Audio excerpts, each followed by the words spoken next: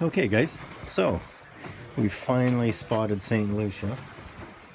Now as you recall, we were down here, right? We started up here at Madeira. In fact, before Dave joined us, we were in the Mediterranean on the other side of the page. Madeira, Canaries, down to Cape Verde, and we came all the way across. And we are now here, and we are just now coming over the top, the northern end of St. Lucia. Okay, so I'll show you here on our electronic chart plotter. Okay, so the little red boat is us. We're coming around the tip of St. Lucia, and we're going to come around into Rodney Bay, which is in there, and we're almost there. Another 6 miles, and I'll show you what we're seeing from the cockpit. And it took us forever to see the island because it was covered in a hazy, sort of a misty shroud. But anyhow, that's what it looks like from the boat, coming across the Atlantic from the Cape Verde Islands. When the mist finally cleared, as you can see, it's still actually fairly misty, fairly haze covered.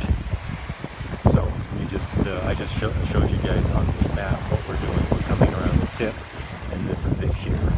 So we're going to bear left to port incrementally until we get heading south, and Rodney Bay actually isn't very far south on the other side. We'll get into a marina and chill for the first time in a couple of weeks, I guess. Although actually I joined the vessel back in November. So I've been on board this particular boat for a while now. I don't know if the camera can pick this up or not, but there are some avid sailors out there. I can see 1, 2, 3. And at this distance, they must be going to one of the other islands, maybe Martinique. Not sure. Anyhow, that's kind of neat to see them, because we've pretty much been alone all this time while we've been crossing the Atlantic. We only saw one sailboat, which was probably heading to South Africa, and that was a while back, and just a couple of nights ago. While on watch, Dave saw a cargo ship, only briefly, because it was heading away from us.